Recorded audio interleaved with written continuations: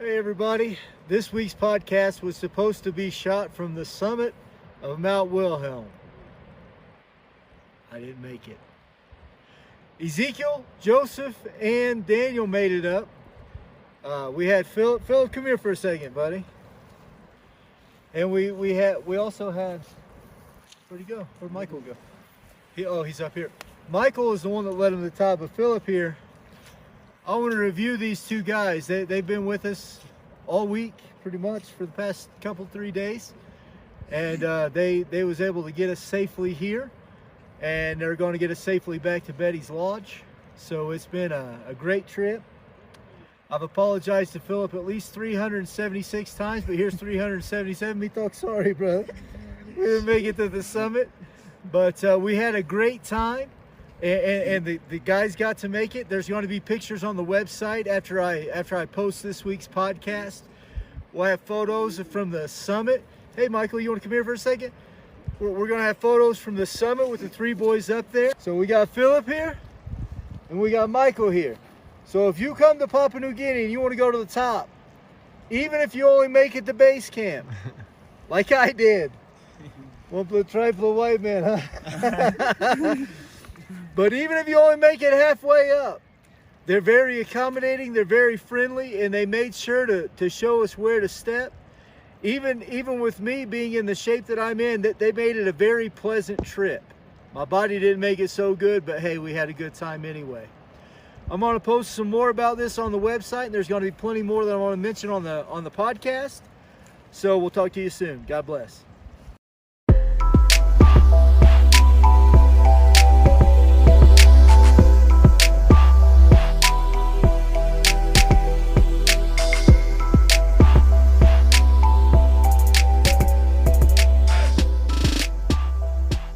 This week we was able to get some recordings from the trail that you're going to hear in just a moment. I was also able to interview Betty at Betty's Lodge. Spent some great time with her and her husband and their staff up there. It was great. Had hot water, had a wood-burning stove, kept us nice and warm, had a fully functional kitchen, and sleeping for all of us. Also had a shower for each one of us, which was great. So there's enough showers there to where whenever we was off the trail, we was able to run in, grab a shower. They have a washing machine. We didn't use that, but it is there.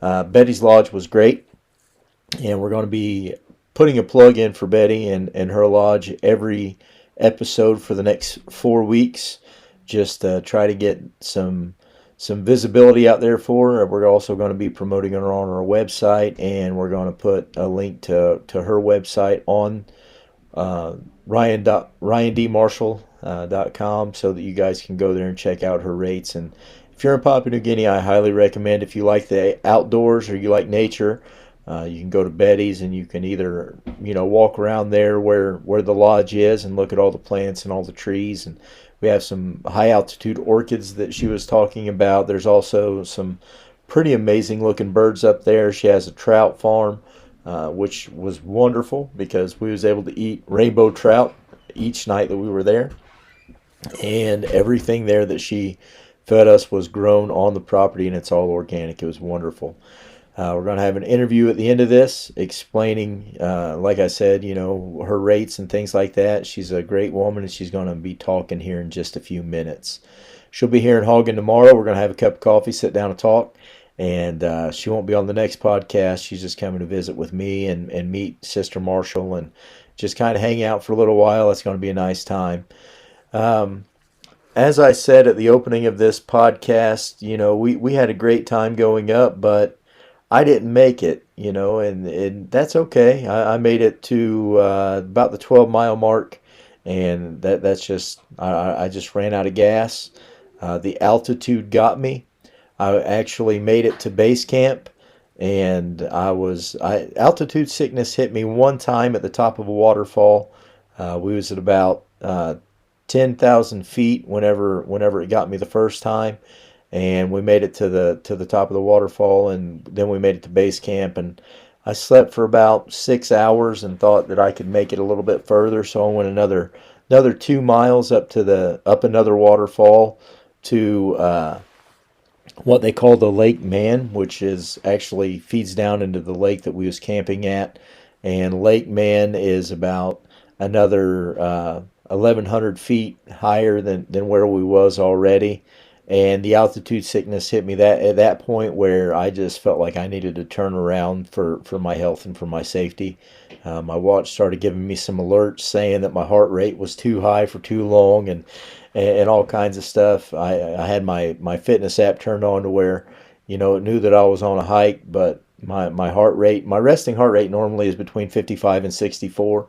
And there was a couple of places where when the altitude hit me really hard, my heart rate was getting up into the 200s, and it was just too high. Never had my heart rate turn red on my watch before, no matter what I was doing. But hey, it did that time. So it was a good time to turn around and to just kind of recoup. Went back to base camp with Philip, one of our guides, and we got a fire going, stayed warm, got a little more sleep. While the rest of the guys went to the top. Ezekiel, Joseph, and Daniel made it up with Michael. They was able to make it to the summit of Mount Wilhelm. There's going to be some pictures on the website. All of the recordings that are on here that we recorded on the trail, I thought it'd be cool if you guys could kind of do a little bit of the hiking with us. So I done some recording. Any background noise you hear, I done it on purpose. I thought it was really cool because we was at a place where we was surrounded by it was just the most beautiful waterfalls, and they was feeding into these lakes. We actually the top lake, which was Lake Man, feeds down into what they call Lake Mary. That's a waterfall where we camped. And then Lake Mary actually flows down into what they call Warashimbu, which is the Shimbu river that flows through, and it actually goes through all of the country there. So it was just a beautiful, beautiful trip. I actually, every time we stopped, I would get as close to the waterfalls as I could. And one of my favorite photos is of me and Ezekiel standing at the top of the waterfall that feeds down into the river, and we're right there at the top, and you can see it behind us, and it's probably the best picture that I've taken on a hike. It was great. Um, I do want you guys to understand when you listen to this podcast in Papua New Guinea, a lot of times they refer to missionaries, Australians, Americans. I'm trying to keep it fairly clean, but they refer to us a lot of times as white man. So whenever you hear me say one pla tripla white man or something like that, that just means one big white guy, trying to make it up this. It's not a racial thing. It's not something, that they say that's derogatory. It's just a way that they communicate here. I know that we've had some issues with some of the words here, are things that we look at in a negative way back in America. But, here it's part of the vocabulary. That they call us whitey, white man, boss man, things like that, just because they have it's a respect thing that came in from a long time ago, and it just never did leave. We're getting to a place now where a lot of us are on first name basis, things like that. I understand that it is. Whenever I first got here, it kind of threw me for a loop the first time that it happened to me, and then I was explained to why they do what they do. So don't think anything of it. It's perfectly fine. That they also call the kids here. They call them pickaninny man, pickaninny Mary. That means little boy or little girl. So anything that you see on social media or you hear on this podcast that sounds a little you know something that we wouldn't say in the States. Let's just say it like that. It's really just the vocabulary here, and talk pidgin is a pretty simple language. So they just say things as they come, basically. So enjoy the podcast this week. We're going to hear from Betty. We're going to hear me admitting defeat at the base of a waterfall. And we're also going to hear some talk from one of the rest stops. With the elevation the way that it is there, you start out at about, I think it's about 7,000. and then you just gradually elevate from there. So every 1 mile there's a resting point, so you can sit down, acclimate a little bit, drink some water, and get back on the path. So at resting point number 2, I stopped, explained, about the flags and things like that. It is on video, so I just pulled the audio out of it. So, whenever you hear it, it's going to sound like you're watching something, but you're not going to be able to see anything because our data here, I've said it 100 times, it's just not that good. So you're going to hear what we had going on. You're also going to hear an interview with me and Betty. And as soon as I can get that uploaded, I will. I'm going to do that as a video. You'll just have to excuse the roughness of my looks. We was on a basically a 2-day hike with no running water, no razors. So just overlook that. It's a great interview. Betty will share some great things with you, and like I said, we're going to link her up in the show notes and also on my website so that we can try to help her get a little more visibility. Been in business for a long time, and we pray that she stays in business for a long time. Enjoy these recordings from the trail, and we will talk to you next week. I will tell you one thing. I got my first monthly report of 2022. I'll share this with you real quick. And this is our first monthly report of 2022. It comes from Mount Hagen from Red Corner Church. I just got it this morning. The average attendance in this church for the month of January is 75 people, so it's growing. Last month, I think it was in the 50s, so that's a great thing. There was 9 people that came to repent. 3 were filled with the Holy Ghost, and 10 were baptized in Jesus' name. That's a good start to a new year. So we're just praying that God keeps on moving the way that He's moving. And I'll keep you guys updated with some things. Keep you updated with the building progress of the Bible College. We're hoping to get that started very, very soon. And we will talk to you next week with some great, exciting news. And I'll let you know how our board meeting coming up this Thursday, day after tomorrow, we have our quarterly board meeting with our national board. Be sure to be praying for us as we cast some vision for 2022. We love you. We appreciate you. God bless you. And enjoy these clips. So we are at resting point number 2 on our way up the trail here to go to Mount Wilhelm.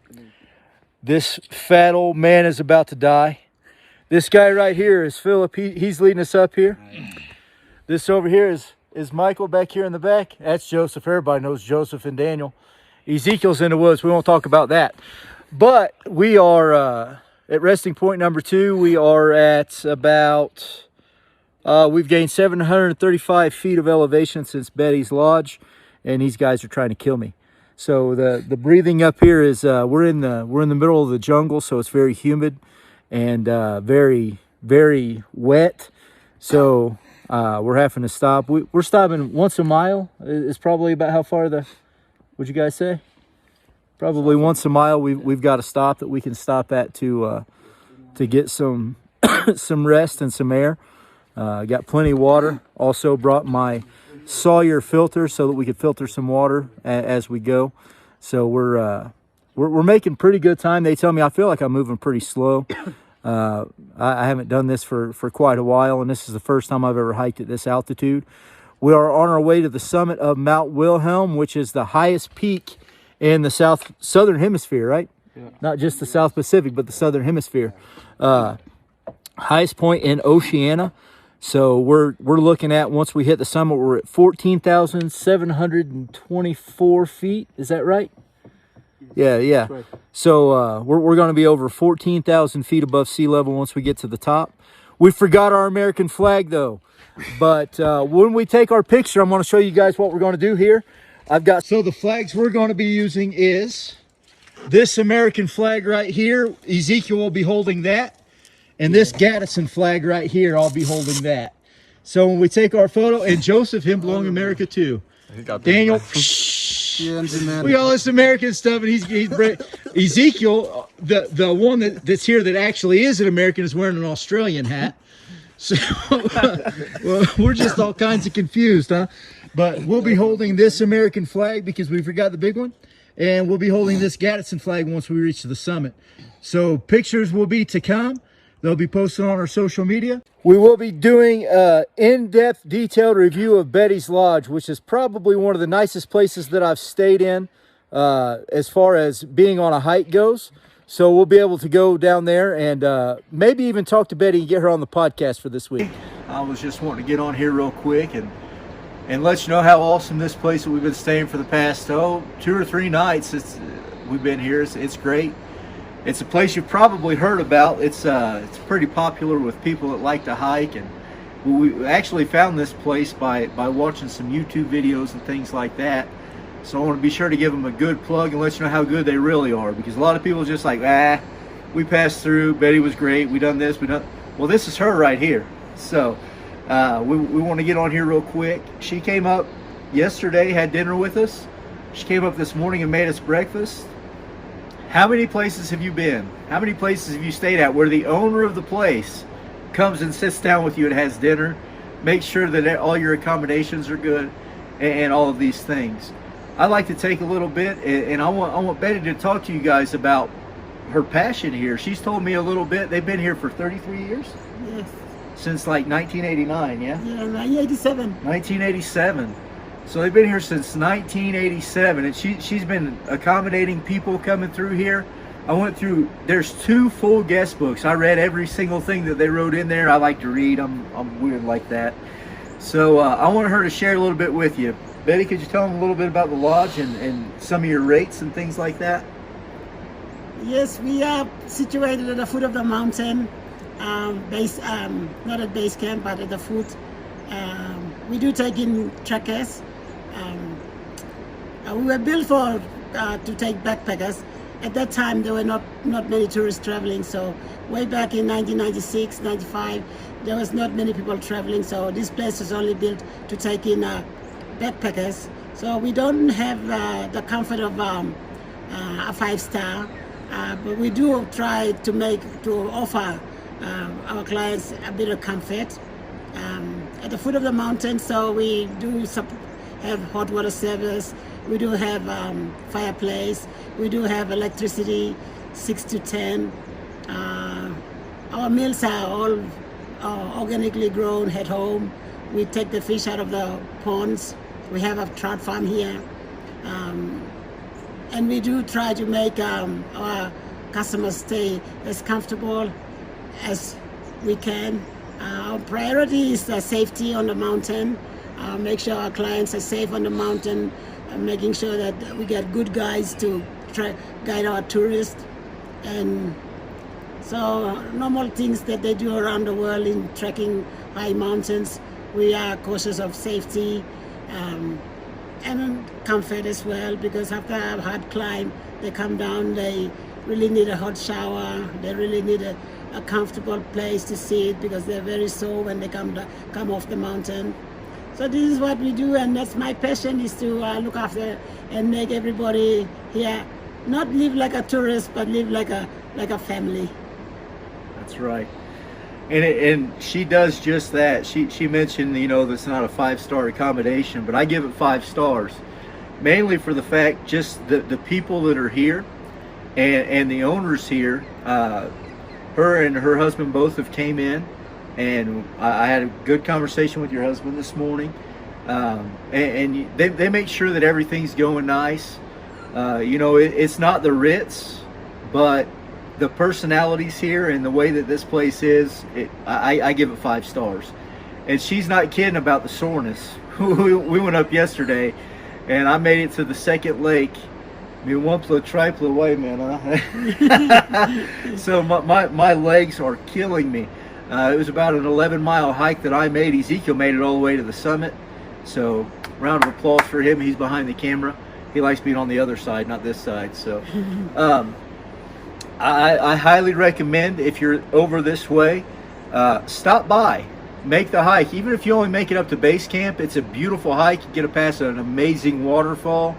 At the base camp, you're at the foot of 2 or 3 waterfalls that feed into a pretty good sized lake. Bring some fishing gear. Yeah, you could fish up there. I'm sure there's plenty of fish inside. For all of our listeners back in America, Betty, what would your rates be if somebody was to come over here? I know you offer package deals where they could actually come here and you could organize their guides, organize everything for them, right? Yes. What would that rate be if someone was to come over here? We charge in kina. We don't go by the American dollar because we're in Papua New Guinea and we deal with kina. So we do with the local currency. Our rate for pickup at the airport and drop off is 1,800 kina, and that covers your accommodation base camp, your guides, your porters. We do provide meals. With girls will go up and take care of the kitchen and look after you while you're up there. We provide all those meals for the hike. So we can do it all we've been doing it for 1/8, and we don't think we'll change for a long time yet because we don't get many clients and there's no need to jump up a price when you're not getting the clientele. So our 1/8 is all right for many travelers. They're quite happy with it. So we do pick up and drop offs from Mount Hagen. So if you're thinking of coming from all the way from America, we can pick you up, bring you here, give you a good trip, and take you back to Hagen and put you on a plane to put back to Port Moresby. Or you can do other onward journeys around Papua New Guinea. Papua New Guinea is a fascinating country, and once you're here, as they say, kill many birds at one time, and do a lot of trips, and you can go back with plenty of memories. All right, so that's basically 600 USD. Gets you a ride. It's like a 4-hour car ride from Hagen to here. And then on top of that, it covers your accommodation. So that's a pretty good rate. You know, for what you get, that's not unreasonable. And I recommend too, I'm going to go ahead and throw this out there, I also recommend that whenever you get here, if you organize a trip here, let Betty get your guides and stuff for you. Don't try to use the local guys. Make sure that you do everything through her. We went another route because we knew some people, but if I was just visiting, you want to make sure you get somebody that's reputable and trustworthy. So, you have anything else you'd like to say real quick? No, at the moment COVID is restricting people from moving around the country, so we hope that they lift the borders up soon and everything will go back to normal and we start getting people traveling. That's all what we hope for. So we'll see, maybe 2022 or 2023 things may change for the whole world. So just keep our fingers crossed everywhere, everybody in America. That I have some booking. I have a group of tourists from America. They are booked to come. They are nature people. They don't go hiking. They're just nature. We stay around here and we walk around the bushes and we look at flowers and we look at high altitude orchids and we watch the birds and while they stay here 3 or 4 days, I organize culture performances and different culture performances every day. So they normally come for 3 to 4 days and stay just at Betty's Lodge, enjoy nature at its best, and then they normally go back.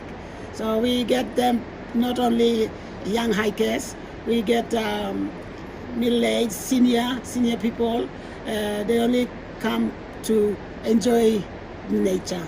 So we are hoping that they lift the borders and we'll get our clients to travel again. We're hoping the same thing. You guys pray for Betty and her lodge. Make sure that the borders open back up. This has been a hard hit for all business owners.